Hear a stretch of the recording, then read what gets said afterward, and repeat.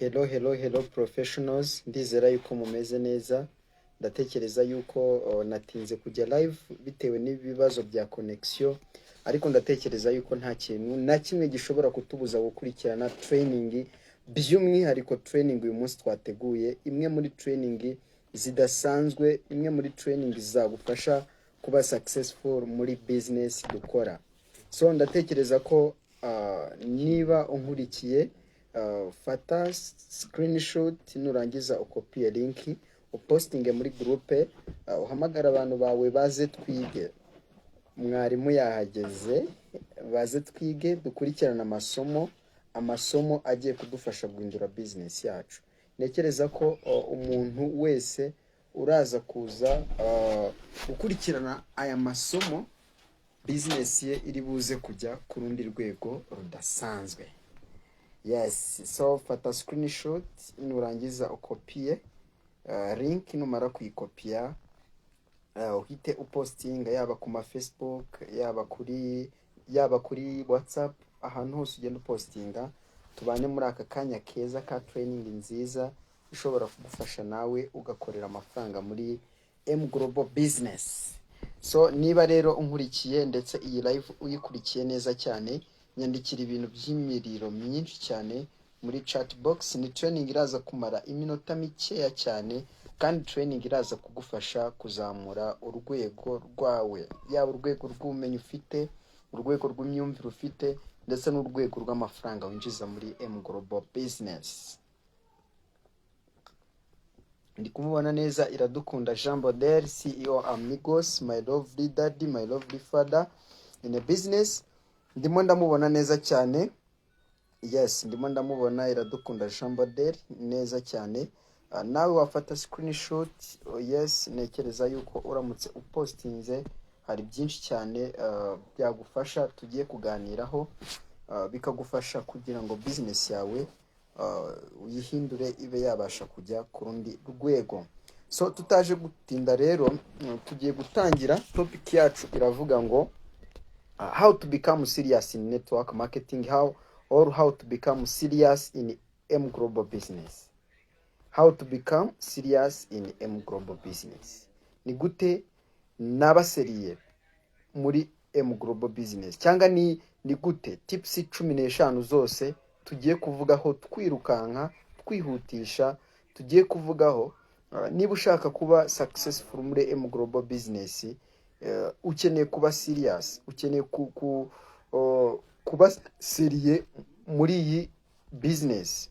So hari ibintu rero tugiye kureba ukeneye kubaho serious kugira ngo uzabe successful muri M Global Business. So natinze rero umunyandikire rimwe muri chat box, ndayibona neza cyane. Nimara kuyibona ndahita ntangira. Munyandikire rimwe muri chat box, ubundi dutangire turebe tips ya mbere. Ndamubona Ngabo Jesse Alex, ndi kumubona you are learning brother, most welcome. Ndi kukubona neza cyane. Hano tugiye kwiga ibintu bitwika, ibintu wakoresha ukaba serious muri M Global Business. How to become serious in M Global Business. Tips 15 tips 15 zagaragaza ko cyangwa zatuma uba serious muri M Global Business. Sinzi niba muri mu muranyumva neza, ariko niba uri muranyumva andika rimwe muri chat box, ubundi dutangirane nizi tips 15. Tips 15 zigaragaza ko uri serious muri M Global Business.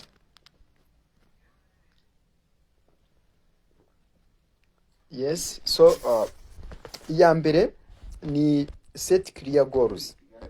Gerageza usetting goals.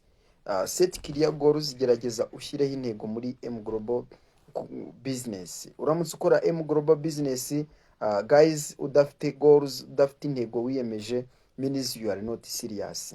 Ntago ibintu bukora biba biri seriye. Utavuga ngo ukwezi ndifuza kugera kuri iki, aya mezi 3 ndifuza kugera kuri iki, amezi 6 kimwe cya kabiri cy'umwaka ndifuza kugera kuri ibi, uyu mwaka wose ndifuza ku achieving ibi. Iyo ibi bintu utabifite, means you are not serious muri M Global Business. M Global Business ni business nziza ihindura ubuzima bw'abantu. Niba hari abo tuzi ba Elias Muhozi, tuzi ba abantu benshi bagiye batandukanye bagiye bahindura ubuzima kubera M Global Business, nabo bagiye babigeraho kubera ko bari bafite goals z'ibyo bashaka ku achieving.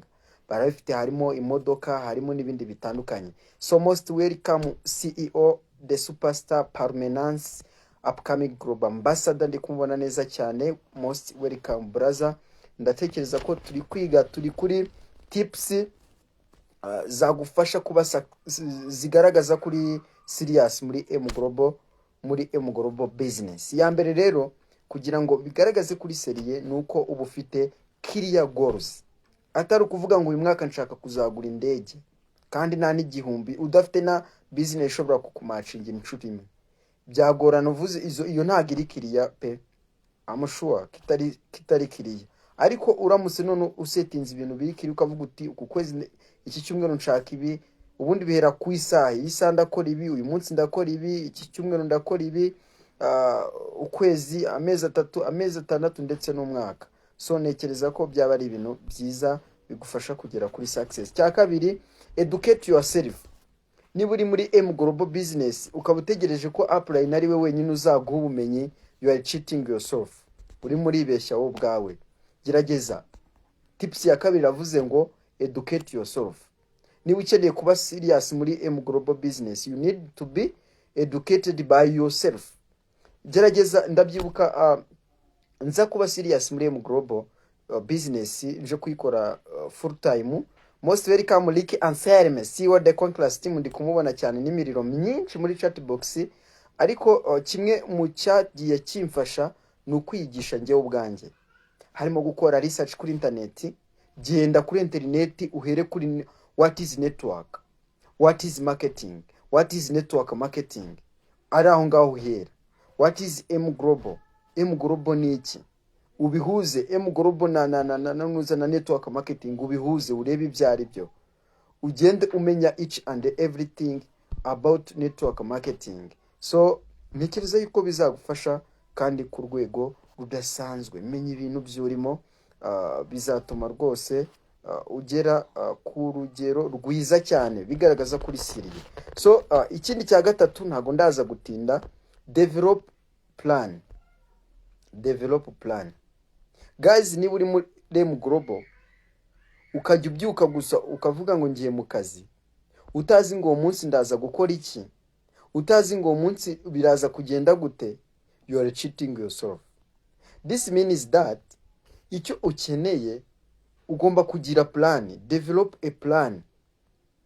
Developing a plan yawe, uvuga uti ndi kumubona Kabange, ndi kumubona neza Kabange Anastase, ndi kumubona neza Kundwadi DM, most welcome CEO Legacy team, ndi kubabona neza cyane CEO Parmenance, CEO Conclass Ngabo, ndi kumubona neza cyane, ndi kubabona neza cyane kuri live. So icyo twaye tugezeho ni tips ya gatatu igaragaza kuri serious muri M Global Business. Niba iki kintu utagikora means you are not serious. Jacob, ndi kumubona neza cyane Jacob. Icya gatatu twaye tugezeho ni kivuga ngo develop plan. Munyandikire gatatu muri chat box ivuga ngo develop plan.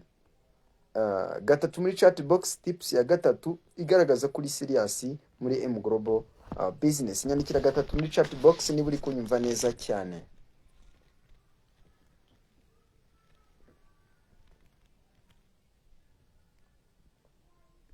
Yes. Icyo ukeneye rero ni ukudevelopa plan yawe. Niye migambo ufite from morning. Imigambo ufite bimeze gute? Ndi kumubona Joseph Radukunda, ndi kumubona Kabange gatatu, ndi kumubona neza. Biravuze ngo develop a plan.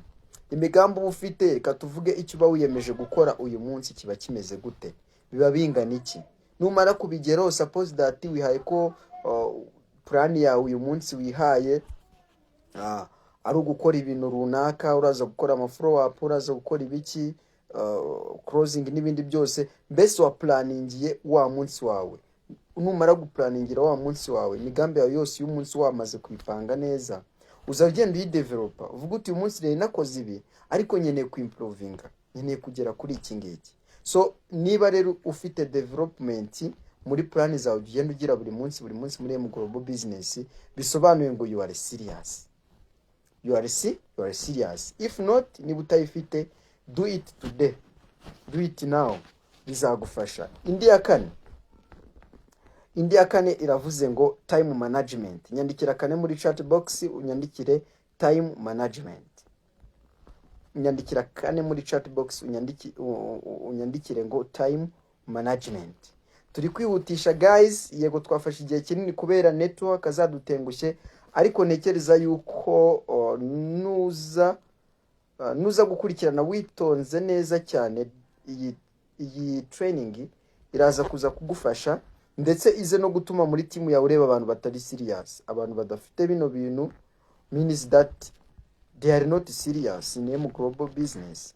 So icyaka rero kiravuze ngo time management. Ndi kumubona Kabange, ndi kumubona Joseph, time management. Ndi kumubona Kabange, yes Kabange, ndi kukubona CEO Kabange, ndi kumubona neza cyane. Rero ukeneye kumanaging igihe cyawe. Ntabwo uguye kuba wa muntu ubyuka from morning utazi ngo umunsi uri bwira ukoze iki. Wakabaye bujye kwirukibwira uti bwije nkoze iki, mugani wa Benjamin Franklin. Uriya mugabo ndamukunda cyane kuko yagiraga amahame 13 yagenderagaho mu buzima bwe, bamwita First American, umwe mu bagabo badasanzwe. Ayo mahame muzayashake mu yagendereho, umugabo bita Benjamin Franklin ararenze. Ariko ijambo yibazaga nyuma agiye kuryama yaribazaga ngo bwije nkoze iki. Imagine nawe nujya kuryama uzajye wibaza se ko na spendinze a lot of time, bwije nkoze iki. Fata igihe cyawe rero ugikarasemo, ugenda ufata isaha buri saha, ugenda umenya icyo urayikoramo, bizagaragaza kuri serious. If not, you are not serious, but if you do it means you are serious, uzaba uri serious. So ikindi kintu gatanu, nyandikira gatanu muri chat box, unyandikire ngo consistent effort. Consistent effort. Consistent effort. Wa muntu mubona muri business uhora showing up, ngaje ubundi yaguze ibibanza, yaguze imodoka, wa muntu ari gutwika, uyu munsi yari afite full time aba, ejo agize aba, yari afite team ingana ukiri abantu 10, yagize 20. Wa muntu rero wizi imbaraga ze zishora hehe, imbaraga ze zidahinduka kandi ziba ziri ku rwego rwo hejuru. Uyu muntu bigaragara ko ari serious. Pano wa hunduza agakubita kuri miliyoni 10, ejo tukamubura. Twashira kagaruka kongera gakubita. No, we need consistent effort. Niba udafite consistent effort means you are not serious. Ukeneye kugira consistent effort, nibyo bizagaragaza kuri serious muri no business dukora. I'm sure consistent effort rero kugira ibintu mbese imbaraga zihoraho, nibyo ukora akaba ari ibintu bihoraho, bizatuma business yawe ijya ku rundi rwego rudasanzwe, ndetse bikugaragaze ko uri serious.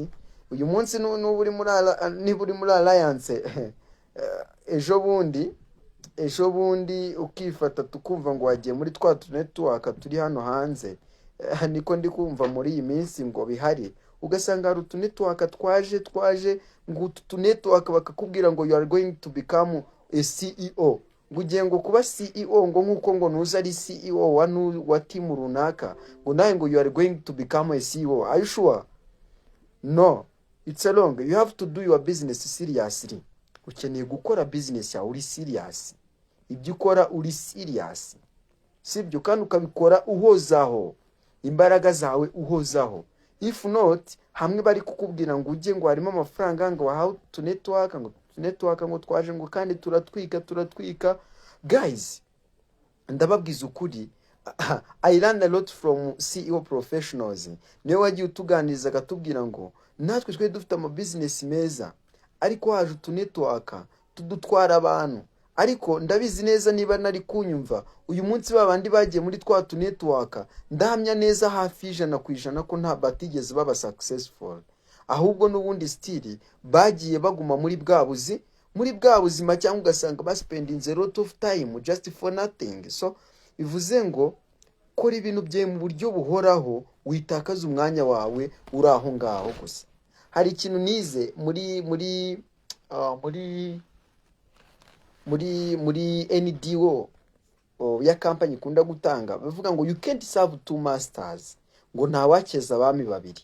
Reka tubyite gutyo mu kinyarwanda, ngo you can't serve two masters. Niba utakeza abami babiri rero mu kinyarwanda gitomoye, so why not fata imbaraga zawe uzishore muri business.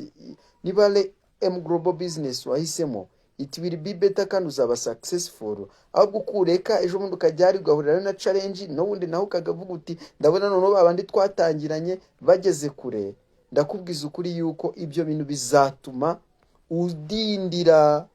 Abandi barimo baraba successful, but you just you are struggling, you are still struggling ahantu hagiye hatandukanye.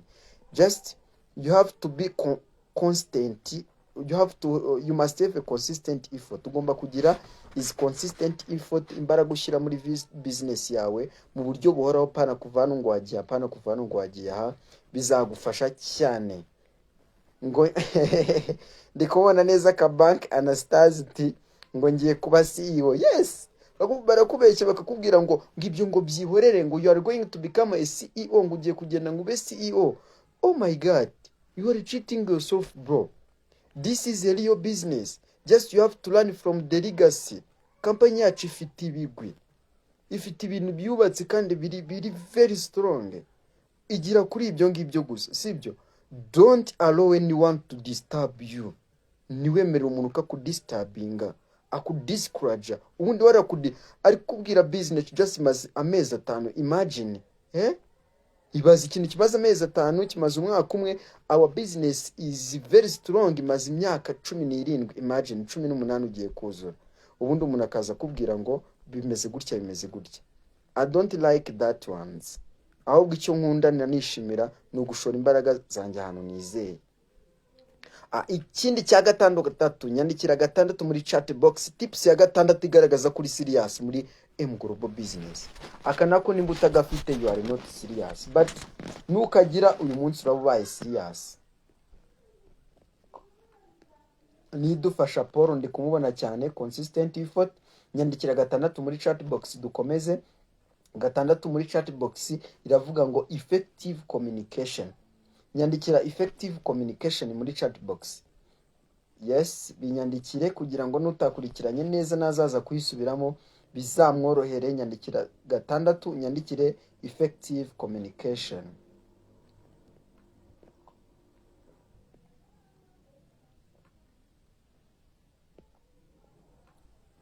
Yes, ndi kumubona neza. Jacob aravuze ngo don't allow anyone to discourage you. Yes, right bro. Nuzigere wemerera umuntu ko yakudiscourage, yakudisturbinga, no. Joseph Iradukunda ndi kumubona.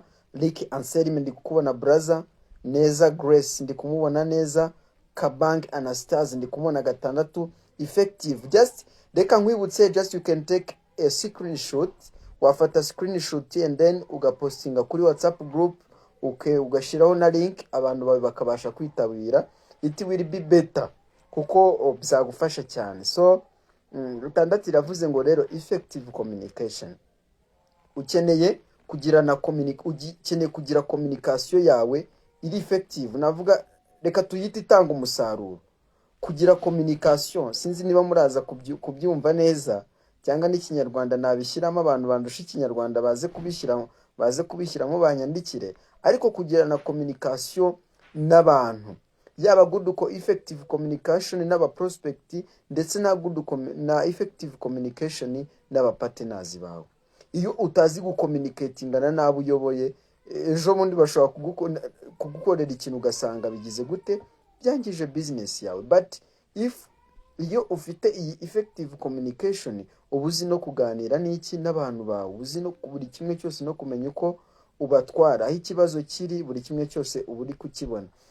Kabanga aratubwiye ngo ngo nta cyicaro tugira, ubwo rero ntibadufungira business, ubwo rero niyo nziza. Umva none ikintu ambwiye umusaza ngo ni Kabanga, ngo kubera ko bo nta cyicaro bagira nyine ngo bo ntibabafungira business. Reka da kuba nta cyicaro rero bafite akaba ariko kanaza kuguprospectingisha cyangwa kukwaprochinga kubwira ngo ngwino dukore hano, ngo dukorere muri hano kuko twe nta cyicaro dufite, nta nubwo twe bazadufungira kuko nta n'icyo duhari, nta n'icyo dufite, imagine. It will be big challenge kabisa. Itumanaho riboneye. Okay, Joseph iradukunda kabisa, God bless you brother. Utubwiye ngo tugire itumanaho riboneye, ariko itumanaho just in communication, kuganira n'abantu, ucommunicatinga n'abantu. Yes, niyo communication ndimo ndavuga. Yes, so rero ikindi navugaho number 7, nyandikira 7 muri chat box ubundi dukomeze. Number 7 nyandikira ngo build relationship. Niba uri kunyumva nyandikira build relationship. Nuriyati Samia, Nuria, sinzi ukuntu bazisoma nino zina, ariko niba ari Nuriyati Samia simbizi. Most welcome Samia, ndi kukubona cyane. Jacob, ni imikoranire n'imivugire y'abantu. Okay, I get you brother Jacob. Itumanaho ryiza rinoze kandi rinyuze bose, ndi kukubona neza Jacob, thank you so much. So rero navuga ngo kino kintu cyo kubuildinga relationship, nyandikira 7 wandike build relationship. So rero build relationship, nutubaka urukundo, nutubaka relation yawe, imibanire myiza, hano reka bari ko tuvuga, nutubaka imibanire myiza hagati yawe n'abantu, hagati yawe n'aba prospect bawe, hagati yawe n'abapatena bawe, bizakugora cyane kugira ngo ube successful.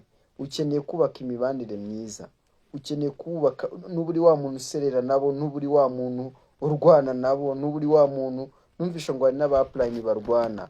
It is not a good idea brothers.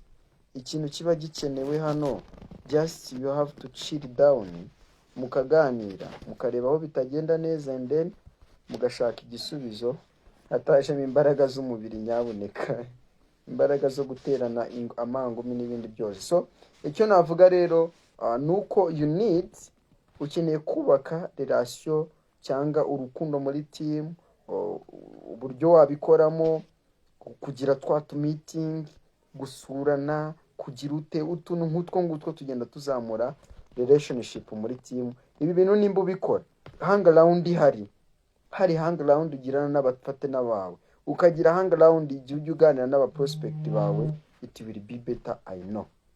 So rero build relationship, ndi kumubona Rick Anselme yabyanditse. Number 7 nyandikira number 8 icyo nirangiza, nyandikira 8 muri chat box.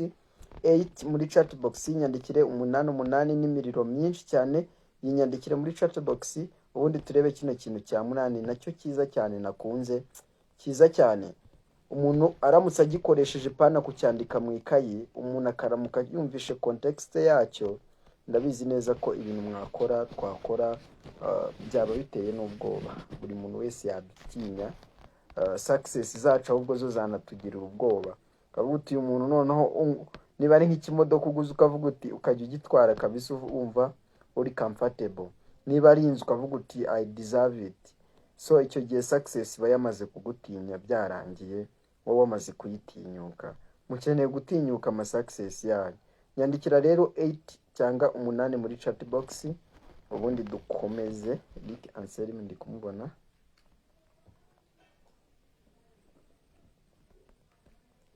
Neza Grace ndi kumubona. Yes Grace. Okay. Nyandikira read by example. Read by example ni cya 8. Abantu benshi barafeiringa ku kintu bita read by example, kuba intangarugero. Kuba intangarugero icyo bivuze ni ukuba intangarugero, yaba mu mico, yaba mu myitwarire, yaba no mu mikorere. Imico, imyitwarire, imyifatire ndetse n'imikorere, ukwiye kuba intangarugero. Nuburi wa mu apply uvuga uti dushobora gukora ibi, twakora ibi, ariko wowe wajya kure ugasanga code uheruka kwinjiza umaze nk'amezi 5 nta na code uderuka gufasha umuntu, akubwira ubwira abantu ngo mubikore gutya. Okay, it's a good idea as a team leader, but uburyo bwiza bwo kubikora ahubwo ni ukubufasha, no gucuruza product nyinshi nabo bakabireberaho, utiriwe unabivuga ino. I remember hari ndibuka igihe nari ndi kumwe n'abafatanyabikorwa nari narafashije kujoininga business. Bari bamaze igihe kinini badakorera amafaranga menshi. Imagine ko umunsi twaganiriye cyangwa umunsi nabaye serious ngatangira gukora ibikorwa, ngatangira kwinjiza amacodes menshi, ngatangira gukora buri kimwe. Nta nubwo nigeze mbegeranya ngo mbahe training ngo bimeze gutya na gutya. Ahubwo bo nabo batangiye kubikora kuko twabaga turi hamwe, ya hangaround yabaga ihari. Rero uburyo bwiza bwo kubwira umuntu cyangwa kumwigisha ikintu ni byandi bavuga ngo nkore neza bandebereho. Nawe ese utabeshye ubona ibyo ukora timu yawe kwiganye cyangwa ubona amafaranga ubona? Timu yawe iramutse kwiganye ikabikora ubona wajya ubona amafaranga ngahe? Buri muntu wese akibaza. Ubona uburyo ukoramo, uburyo utanga sacrifice, imbaraga zose ushyiramo, ubona abatimu member bawe bose ariko baramutse babikoze wazamuka cyangwa wasanga nta n'igiciro uri kubona? Niba wazamuka leveling up, niba utazamuka bihindura, ndabizi ko bizagufasha. Yes, ndabizi neza ko bizagufasha kandi cyane ku rwego rudasanzwe. So nyandikira rero, nyandikira hang around Jacob I get you brother. Nyandikira rero 9 muri chat box, unyandikire ngo personal development. Personal development. Personal development. Guys, muri business ukeneye kuba developer. The more you become skilled enough, the more your income leveling up. Uko ukomeza kugira ubumenyi bwinshi ni nako nicyo winjiza nacyo kizamuka. Icyo cy'ubukizi. Niba nyinjiza twa duceri no kubera ko nyine mfite ubumenyi bungana na biriye. Ubumenyi mfite n'imyumvire mfite n'iriye. Ariko nindamuka nzamuye imyumvire yanjye, ndakubwiza ukuri ko n'ubumenyi nari mfite buzahinduka, n'amafaranga nakoreraga immediately azahinduka. I'm sure. So rero kwiga, niba yenda utajya usoma ibitabo, hari ibitabo byinshi. GoPro, Master Key, My First Year in Network Marketing, Be Recruiting Superstar, The Richest Man in Babylon, How to Win and Influence People, How to Win and Influence Friends, gutyo. So rero navuga ko hari ibitabo byinshi just ushobora gusoma kandi bikagufasha kugira ngo ukomeze kuzamura. Believe in Yourself, 48 Laws, ni ibitabo byinshi nzi neza ko byagusapotinga kabisa, ndabizi neza cyane, byagufasha ku rwego rudasanzwe cyane. So nekereza yuko ni bimwe mu bintu bisanzwe, nzi neza yuko ibi bintu byose nubikora bizagufasha, bizanatuma na business yawe ijya ku rwego rwo hejuru. Personal development, hora wiga buri munsi. Niba udashoboye no gusoma icyo gitabo kubera yenda kiri mu rurimi utari kumva neza, ndabizi neza yuko ushobora no kwegera aba upline barasoma, aba upline basoma, ukabegera ukababaza ibanga bakoresha, bakababaza buri kimwe cyose baba basomye. Ndabizi neza ko bakubwira buri kimwe nta hantu bagukinze. Icyacyenda, yes, icyacyenda nicyo twari turiho, personal development. Icya10, training and support. Niba ufite team ukaba nta support ugiha ndetse ukaba nta na training ugiha, bisobanuye ngo ugiye no kureba kuri BTC wasanga nta mafaranga menshi ukorera. Niko kuri. And that means you are not serious. Ntabwo waba ufite kuzagera ku rwego nk'urwa Joseph Lim cyangwa Elias Muhozi udafite training system ndetse na supporting system muri team yawe ngo bizavemo. That's why many people bakoresha uburyo barafungura ama office, ama training center. It's a supporting system, kuko your office, your training center niza supporting aba leader kugira gute, niza supporting aba leaders wawe kuba developed. Namara kuba developed, nawe urabyumva bizakurikiyeho, just you have to make a lot of money. Ikindi rero cya 11 kiravuga ngo handle rejections. Guys, niba uri umu upline ukaba utazi guhandlinga rejections, umuntu akaba akikurejectinga utigenda ibyo bintu byanyu happy ntago bikora nge ndabiretse just kuko papa wawe mama wawe umuvandimwe umuturanyi mu mwakoranye onkire wawe marume wawe n'undi muntu ntazi arakubwiye ngo your business is a scam. Aho ngo business yawe ni scam. Nyamara urebye neza ubuzima uwo muntu abayemo ahubwo ni uri scammed. Ubuzima bwe nibwo scam abayemo kuko akeneye kubaho neza, sibyo? Ubuzima bwe rero ukeneye kubuha kubugira ubwanyabwo akibona mu ishusho ye ya nyayo kuko buri yabona ni scam. Aramutse agukundiye mugakorana yahita abona ubuzima bwe bwanyabwo akabona isura ye. Naho bakuvuga ngo iyo umuntu ataragira amafaranga atangire ngabe inzobe atangira agire mbese buri kimwe cyose kigaragaza ko umuntu afite amafaranga atangira kukigira. That means nagaba ari serious. Ariko umuntu uzi guhandlinga rejections, uzi kudiringa nazo, ndakubwiza ukuri ko it is very simple. Binagaragaza kuri serious muri global business. Binagaragaza ko waba successful. Mwibaze namwe challenges zishobora kubaho. Njya nibaza imbaraga bari abasaza bashyizemo muri nuza muri ziriya mbaraga bashyize mu kwagura business outside. Imagine niba business yarahereye muri Philippines kaguka. Yagukaga muri ubu buryo tubikoramo just na sponsorinze umuntu Samuel na sponsorinze umuntu muri Congo muri Uganda ngiyeyo ntangije training ngiyeyo ntangije iki.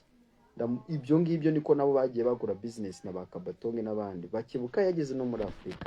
So nago ntekereza ko rejection zari zirimo iyo batabasha kuzihanganira nago uyu munsi baba barageze kuri success. Hari network marketing yaje bwa mbere bita Amaway. Muyiri registered niyo bagaragaza. Amaway ni network yahereye muri USA yastragolinze aba CEO bayo barastragolinze ku rwego rwo hejuru. Imyaka myinshi bastragolinga nago nibuka niba ari 40 niba ari inga sinibuka imyaka bastragolinze exactly nago nyibuka neza ariko barastragolinze ariko barakomeza bubura umutwe barakora barongera barubura umutwe bagasinzira bikakomeza bagapushinga kubera ko izo rejection bari barimo baragira gute bari barimo baragira gute bari barimo bararwana nazo bashaka kuzihandlinga. So hari umuntu mbaje ngo how to differentiate scamming from non-scamming. Yes, how can ni gute twatandukanya scamming ndetse na non-scamming. Rero iki ngiki ikintu navuga ubundi yenda reka tuvuge just like from scam. Is it a scam? Scanning, okay, scam. Scam yenda reka dufatire kuri nuza ku uburyo ndaza kuba ndiko byumva. Scam ubundi scam ni nk'ubutubuzi. Iyo uri kuvuga ibintu just uri kubwira abantu nyine ubabeshya kwiskoloka kumubeshya kumutuburira ibintu nk'ibyo ngibyo. Uburi kumusika uburimo uramutuburira. Abandi bari kuza kubyumva ukundi baze kumfasha ndaza kuza kubisoma. Ariko scamming gutuburira umuntu niyo scam. None yutamutuburira nani scamming sinzi niba yenda ariyo opposite. Iyi nani scamming yayo niba ari opposite yayo nago nyizi ni ubutubuzi. Scam, yes, I get you bro. Jacob, scam n'ubutubuzi, right? Uri mukuri, scam n'ubutubuzi. Naho abaskama ni n'abatubuzi, right, of course. So bivuze ngo rero make sure ko nawe uri kuri level ya handling of objections bizagufasha ndetse binatume ugera kuri success yo muri global business. Icya 12 kiravuze ngo adopt and innovate.